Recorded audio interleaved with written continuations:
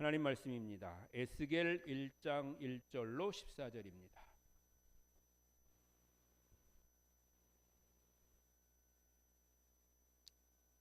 에스겔 1장 1절로 14절까지의 말씀 함께 봉독하시겠습니다. 서른째 해 넷째 달 초닷새에 내가 그발강가 사로잡힌 자 중에 있을 때에 하늘이 열리며 하나님의 모습이 내게 보이니 여호야긴 왕이 사로잡힌 지 5년 그 달 초닷새라. 갈대아 땅 그발강가에서 여호와의 말씀이 부시의 아들 제사장 나 에스겔에게 특별히 임하고 여호와의 권능이 내 위에 있으니라. 내가 보니 북쪽으로부터 폭풍과 큰 구름이 오는데 그 속에서 불이 번쩍번쩍하여 빛이 그 사방에 비치며 그 불 가운데 단쇠 같은 것이 나타나 보이고 그 속에서 네 생물의 형상이 나타나는데 그들의 모양이 이러하니 그들에게 사람의 형상이 있더라. 그들에게 각각 네 얼굴과 네 날개가 있고 그들의 다리는 곧은 다리요 그들의 발바닥은 송아지 발바닥 같고 광낸 구리 같이 빛나며 그 사방 날개 밑에는 각각 사람의 손이 있더라. 그 네 생물의 얼굴과 날개가 이러하니 날개는 다 서로 연하였으며 갈 때에는 돌이키지 아니하고 일제히 앞으로 곧게 행하며 그 얼굴들의 모양은 넷의 앞은 사람의 얼굴이요 넷의 오른쪽은 사자의 얼굴이요 넷의 왼쪽은 소의 얼굴이요 넷의 뒤는 독수리의 얼굴이니 그 얼굴은 그러하며 그 날개는 들어 펴서 각기 둘씩 서로 연하였고 또 둘은 몸을 가렸으며 영이 어떤 쪽으로 가면 그 생물들도 그대로 가되 돌이키지 아니하고 일제히 앞으로 곧게 행하며 또 생물들의 모양은 타는 숯불과 횃불 모양 같은데 그 불이 그 생물 사이에서 오르락내리락하며 그 불은 광채가 있고 그 가운데에서는 번개가 나며 그 생물들은 번개 모양 같이 왕래하더라. 아멘.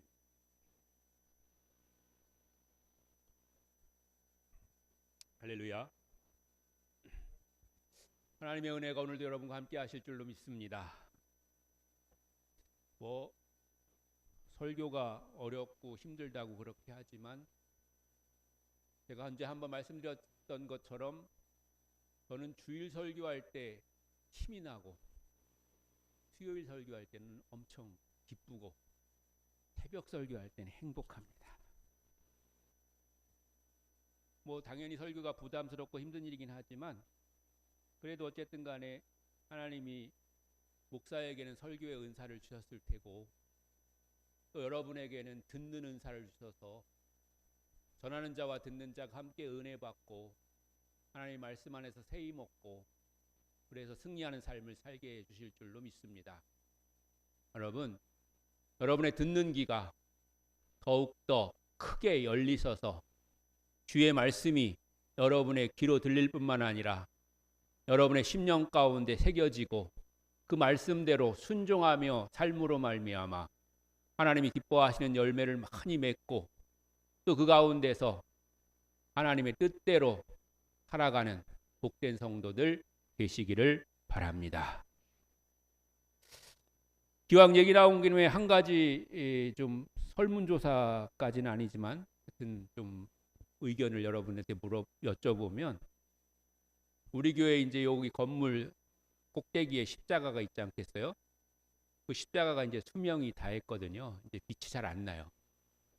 거의 이제 어둑어둑 살짝 그냥 보일랑 말랑 나는데 근데 이제 어떤 분이 그걸 이제 해 놓으시겠다고 하는 분이 계셔서 이제 다시 하려고 하는데 옛날에는 무조건 십자가는 다 빨간색이었잖아요.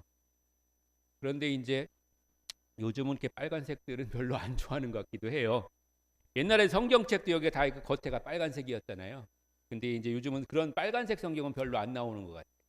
거의 다 금색 이런 거고 그래서 이제 요즘은 흰색도 많이 하는 것 같고 또 다른 색도 또 하는 또 이렇게 막 색깔이 변하는 십자가도 있어요. 색깔로 변하는 십자가도 뭐 그렇고, 그래서 교회에서 주로 이제 상징하는 색깔은 우리 강단에 이렇게 늘 해놓는 것처럼 빨간색 아니면 흰색 아니면 녹색 아니면 보라색이거든요.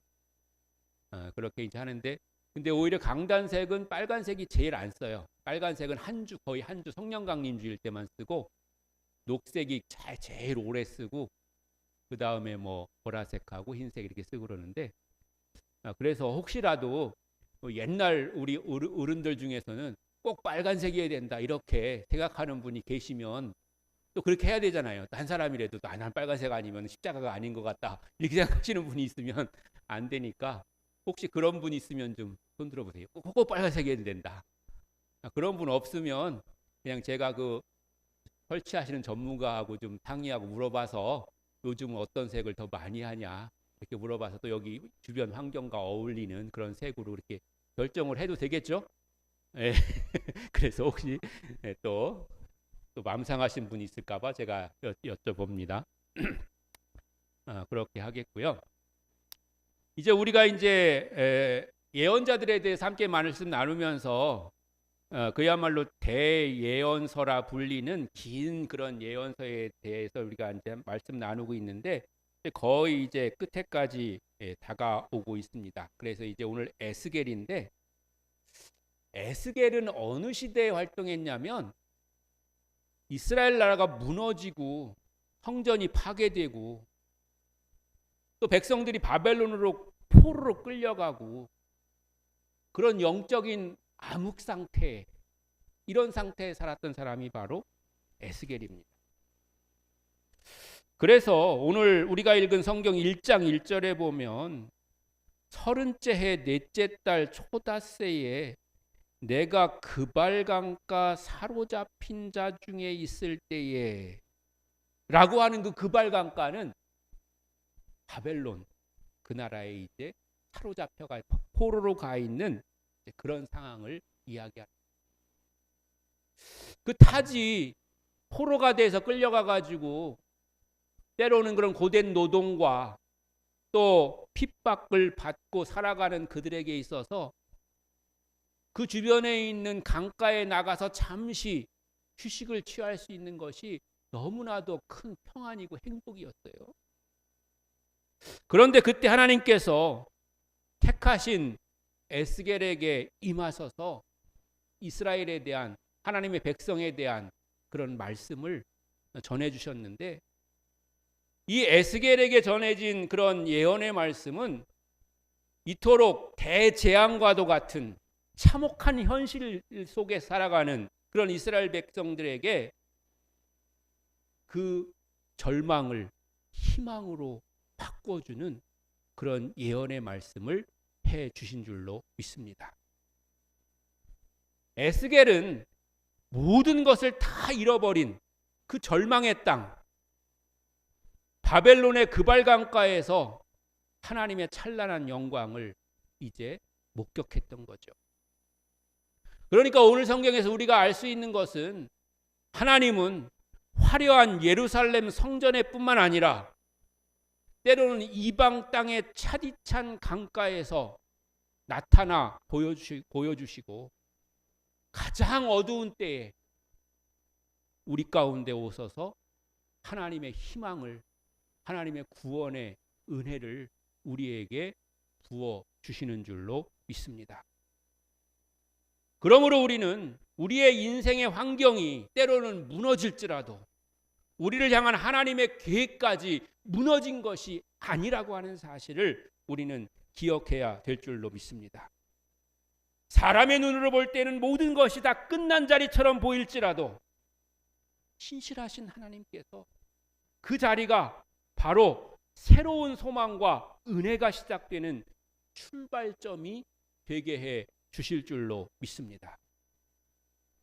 세상 사람들도 말하기를 가장 어둠이 깊어지면 그 다음에 새벽이 시작된다고 말하는 것처럼, 또 가장 낮은 곳으로 임했을 때, 우리가 낮은 그런 상황에 처했을 때 또 새로운 방향을 우리가 시작할 수 있는 것처럼, 또 기도에 대해서 말씀하실 때 하나님은 한쪽 문을 닫으시면 다른 쪽 문을 여신다고 말씀하신 것처럼 그렇게 하나님은 우리 가운데 역사해 주시는 줄로 믿습니다.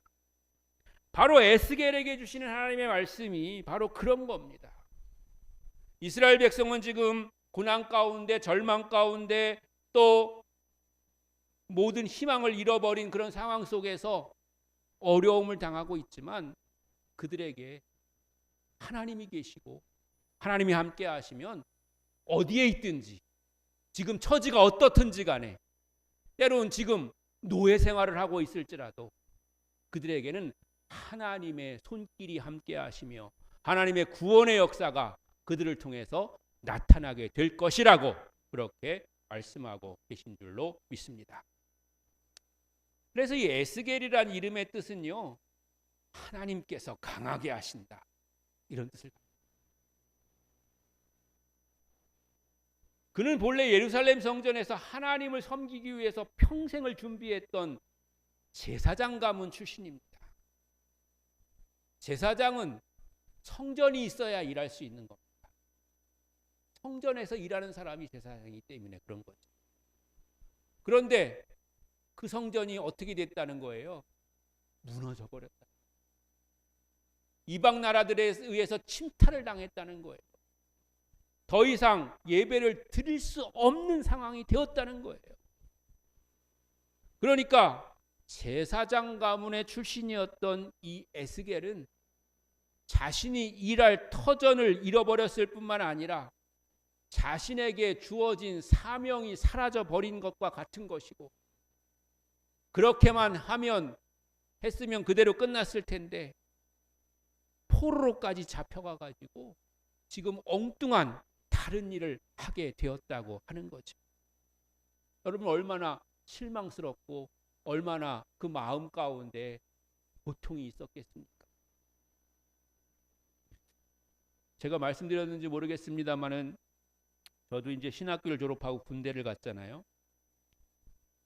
이제 훈련을 받고 이제 또 배치를 받고 이제 그러는 상황인데, 신학교 졸업하고 전도사도 하다가 9월 달에 군대 갔거든요. 그럼 당연히 교회 가서 일해야지. 당연히 그렇게 생각을 하고 그런 마음을 갖고 이제 갔잖아요. 근데 저에게 주어진 일은 군대에서 말하는 군대에서는 병과라고 말하는데, 병과는 공병이었고요. 제게 맡겨진 공병으로서의 임무는 골재 선별기 운전병이었어요. 좀 호응을 하고 싶으신데 골재 선별기가 뭔지 모르시죠?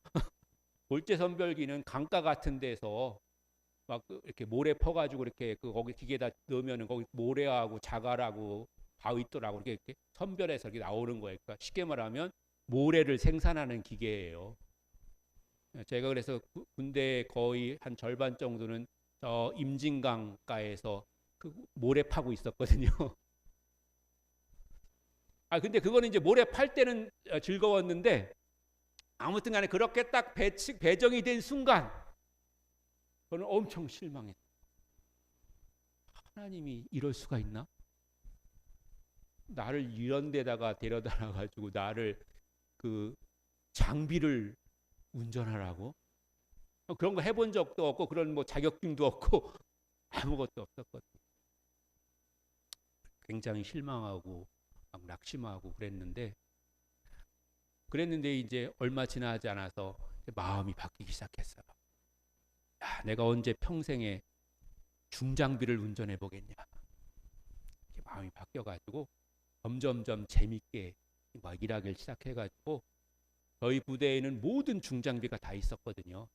여러분이 흔히 말하는 포크레인부터 도자가 제일 많았고, 페이로다 뭐부터 시작해서 공병 중에서 저희가 이제 중장비 운영하는 부대였어가지고. 추우세요? 조금 좀 줄이든지 그걸 높이든지 그렇게 하세요. 그래서 그런지 아까 제가 처음 들어오니까 누가 난방을 틀어놨더라고. 그래가지고 엄청 더워가지고 나 왜 더운가 그랬더니 누가 난방을 틀어놨더라고.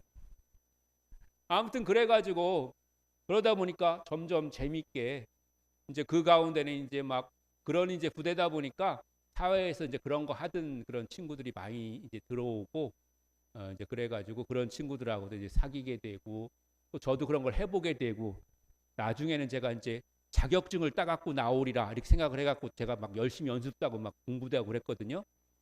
그랬는데 저희 부대 사람들은 다 이제 사실은 그런 거를 앞으로 직업으로 해야 될 사람들이 많이 들어왔을 거 아니에요. 그러니까 이제 그 부대 우리 이제 지휘관이 인원이 너무 시험 볼 인원이 너무 많다. 그러니까 네가 양보해라. 너는 이거 안 할 거 아니냐 직업으로. 그러면서 양보하라고 그래가지고 제가 자격증은 못 다 갖고 나왔어요. 근데 지금 생각해보면 그것도 하나님의 섭리인 것 같아요. 내가 만약에 그 자격증을 따 갖고 나왔으면은 혹시라도 목회 안 하고 지금 저기 가서 포크레인 운전하고 있을 수도 있는 거거든요. 그게 더 좋아 보였거나 그게 만약에 혹시라도 그런 이제 직업이 나왔으면 그랬을 수도 있는데, 근데 그런 거예요. 이 에스겔도 성전에서 지금 일해야 되는데 그 다 잃어버린, 그런 아예 환경이 없어져 버린 거예요. 그래서 그 인생은 완전히 실패한 것처럼 보이고 그리고 엉뚱한 길로 가는 것처럼 보이고 그래가지고 그의 인생이 정말 이제 파괴된 것처럼 그렇게 보였던 거죠. 그랬을 때 하나님께서는 그 발강가에서 하늘문을 여시고 그에게 나타나십니다. 에스겔 1장 1절은 하늘이 열리고 하나님의 모습이 내게 보이니 라고 선언합니다. 하나님은 움직이는 바퀴가 달린 보좌 형상을 보여주시면서 자신이 성전 안에만 계시는 분이 아니라 온 우주를 다스리시는, 어디에나 함께 하시고 어디에나 우리를 따라오시며 동행해 주시고 역사해 주시는 분이라고 하는 것을 우리에게 나타내 보여주시는 줄로 믿습니다. 여러분이 일하시는 그 일터 아니면 여러분이 가는 어디에든지 하나님은 함께 하시고 그곳에서 여러분과 동행해 주실 줄로 믿습니다.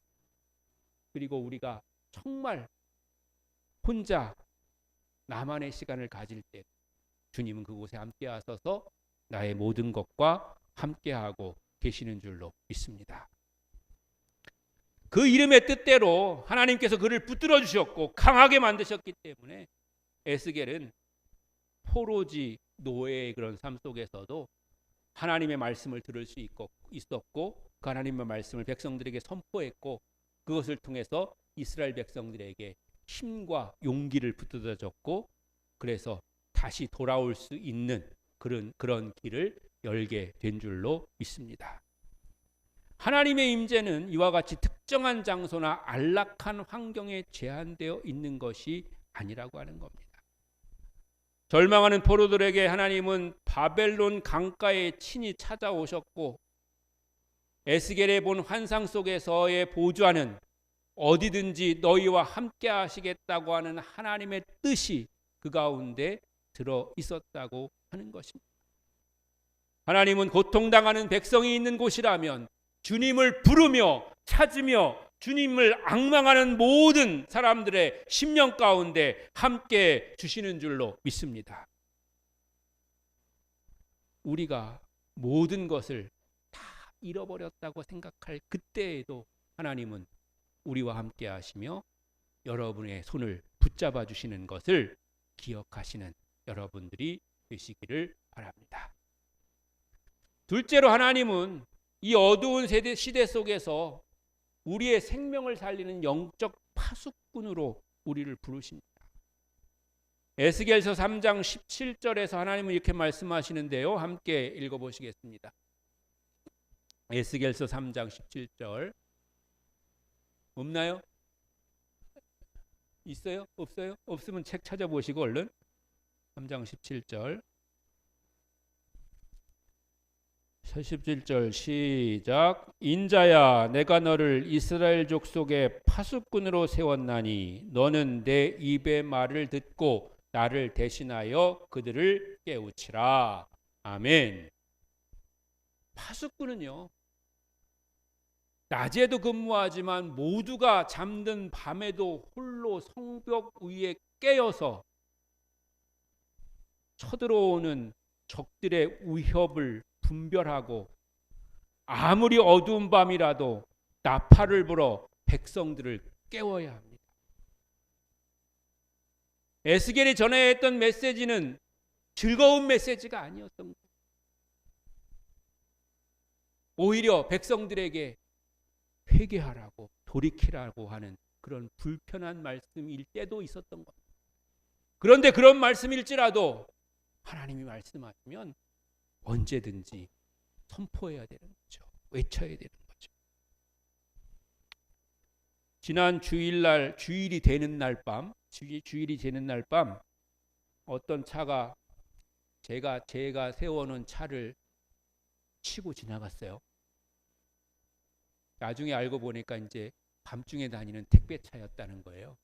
그 사람이 이제 막 쭉 긁고 지나가가지고 이제 고쳐야 될 정도로 쭉 긁고 지나가가지고 거기다 이제 전화번호를 붙여놨더라고요. 너무 이제 한밤중이니까 이제 그랬겠죠. 뭐 그러면 된 거죠.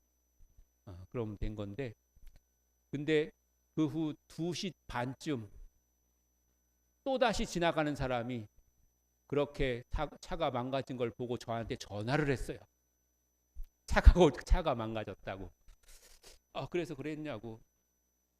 그래서 내려가 봤더니 뭐 다 이렇게 전화번호 붙여놓고 그랬더라고요. 사실 두 번째 사람은 굳이 전화 안 해도 되는 건데 괜히 2시에 잠자는 사람 깨워가지고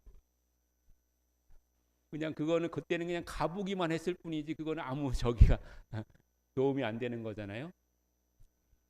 이와 같이 그래가지고 지금 잘 고치고 있습니다. 그쪽 보험에서 잘 해줘가지고.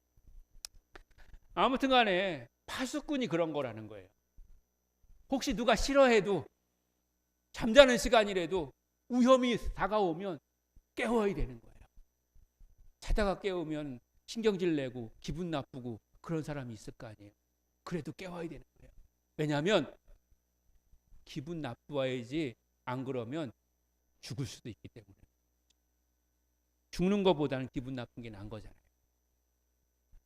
그래서 파수꾼은 모두가 잠든 밤에도 홀로 성벽 위에 깨어 위험을 분별하고 나팔을 불어서 백성을 깨워야 되는 거예요. 이 파수꾼의 사명의 본질은 그러나 정죄가 아닙니다. 너희들 좀 고통당해봐라, 힘들어봐라, 이렇게 하기 위해서 너 나쁜 말도 좀 들어봐라, 그래서 전하는 것이 아니고, 그 말을 듣고 깨닫고 돌이키고 회개함으로 말미암아 하나님의 은혜 가운데, 하나님의 사랑 가운데 돌아오라고 하는 그런 사랑의 말씀인 줄로 믿습니다.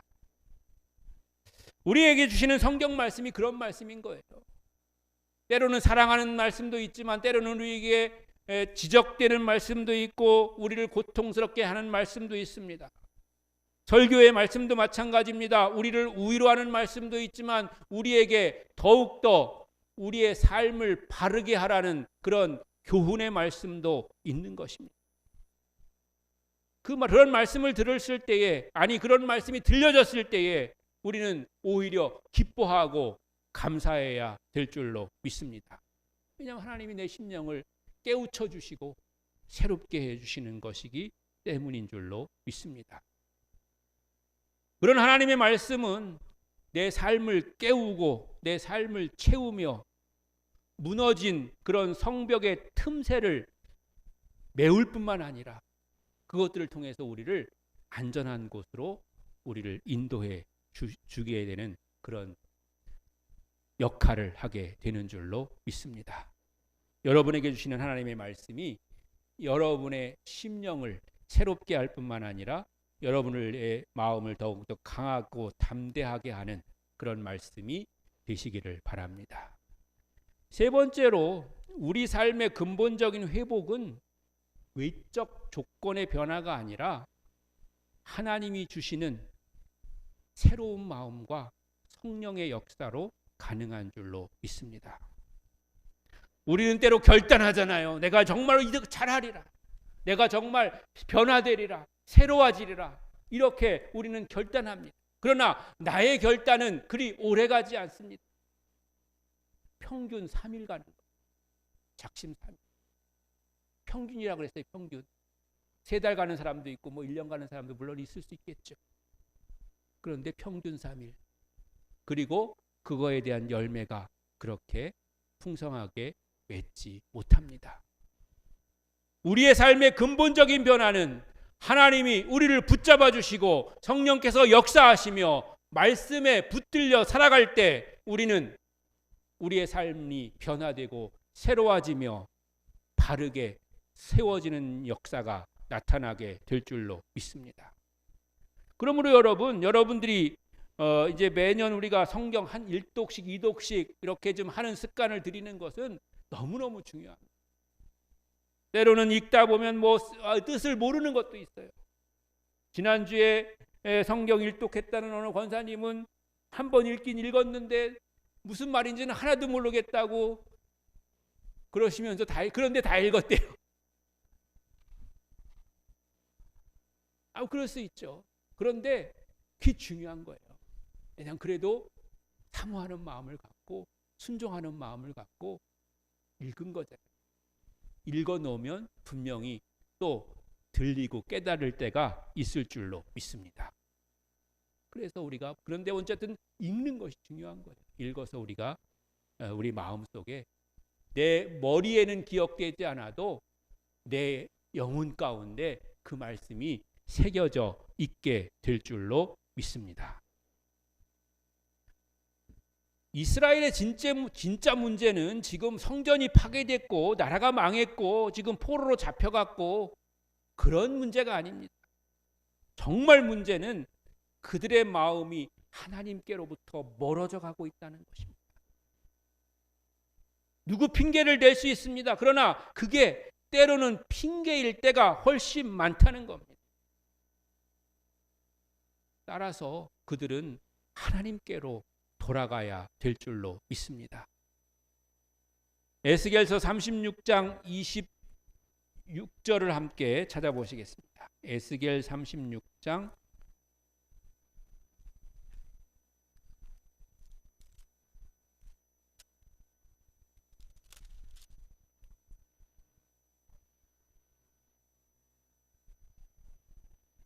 에스겔 36장 26절입니다. 시작. 또 새 영을 너희 속에 두고 새 마음을 너희에게 주되 너희 육신에서 굳은 마음을 제거하고 부드러운 마음을 줄 것이며. 아멘. 이어지는 27절 말씀까지 보면 하나님이 우리를 찾아오셔서 우리가 하나님께로부터 떠나려고 하는 멀어지려고 하는 그 마음들을 다 제거하시고 새 마음을 우리에게 주셔서 우리가 하나님의 마음을 갖게 하고 하나님의 뜻 안에 거하게 하고 또 하나님의 말씀을 지켜 행하게 할 것이다. 이렇게 말씀해 주고 계신 줄로 믿습니다. 말씀 앞에 통회할 줄 알고 성령의 음성에 즉각 순종하는 생명력 있는 그런 마음, 살아있는 믿음, 그리고 살아있는 그런 사람으로, 그런 자녀로 우리를 부르시고 계신 줄로 믿습니다. 이것은 이어지는 37장의 마른 뼈 골짜기의 환상과도 이어지는 말씀입니다. 사방에 널린 뼈들이 완전히 말라서 소망이 없어졌지만 에스겔이 하나님의 말씀을 대언하고 성령의 생기가 그곳 가운데 들어가자 그 마른 뼈들이 살아나서 하나님의 거대한 군대가 이루어졌는 줄로 믿습니다. 내 능력으로는 불가능해 보이는 메마른 가정과 내 영혼일지라도 생명의 주관자이신 하나님께서 말씀하시고 성령으로 우리에게 부어주시면 마른 심령이 살아나게 될 줄로 믿습니다. 건조한 가정들이 새 힘을 얻게 될 줄로 믿습니다. 교회 위에 성령의 역사를 통해서 하나님의 능력이 나타나게 될 줄로 믿습니다. 성령이 역사하는 교회, 그래서 성령을 사모하여 뜨겁게 기도하는 교회, 그 교회가 살아있는 교회인 줄로 믿습니다. 말씀도 성령의 역사 가운데 우리가 듣고 알고 배워야 그 말씀이 살아나게 되는 겁니다. 말씀만 많이 아는데 그 안에 성령이 없으면 그 말씀으로 우리는 정죄하게 되고 다른 사람의 신앙을 따지게 되고 뭔가를 평가하려고 하게 되고 그렇게 되는 거죠. 정리하자면 에스겔서는 심판과 눈물로 시작하지만 결코 절망으로 끝나지 않는다는 것입니다. 책의 마지막 장 마지막 절은 회복된 성읍의 이름을 선포하면서 영광스러운 마침표를 찍게 되는데, 그날 후로는 그 성읍의 이름을 여호와 삼마라 하리라 라고 말씀하십니다. 여호와 삼마는 여호와께서 거기 계시다라는 뜻입니다. 성경에 말하는 진정한 완성은 단순히 환경이 좋아지는 것이 아니라 하나님께서 다시금 우리 삶의 한복판으로 찾아오셔서 우리와 함께 하시며 성령을 통해서 우리 가운데 역사해 주시는 일인 줄로 믿습니다. 에스겔은 고향과 꿈을 이뤘지만 하나님께서 그와 함께 하셨기 때문에 그는 포로로 잡혀갔던 바벨론에서도 그 마음의 성소를 잃어버리지 않고 하나님을 예배하는 자로, 하나님의 말씀을 듣는 자로, 그 말씀을 백성들에게 선포하는 자로 살아갈 수 있었는 줄로 믿습니다. 여러분 힘으로만 살아가려고 하지 말고 하나님이 주시는 힘을 구하시는 여러분들이 되시기를 바랍니다. 우리의 가정과 교회 그리고 삶의 모든 자리가 에스겔의 마지막 구절처럼 여호와 삼마, 즉 하나님의 임재로 가득 찬 그런 복된 삶과 심령과 생활과 가정과 교회가 되기를 주님의 이름으로 간절히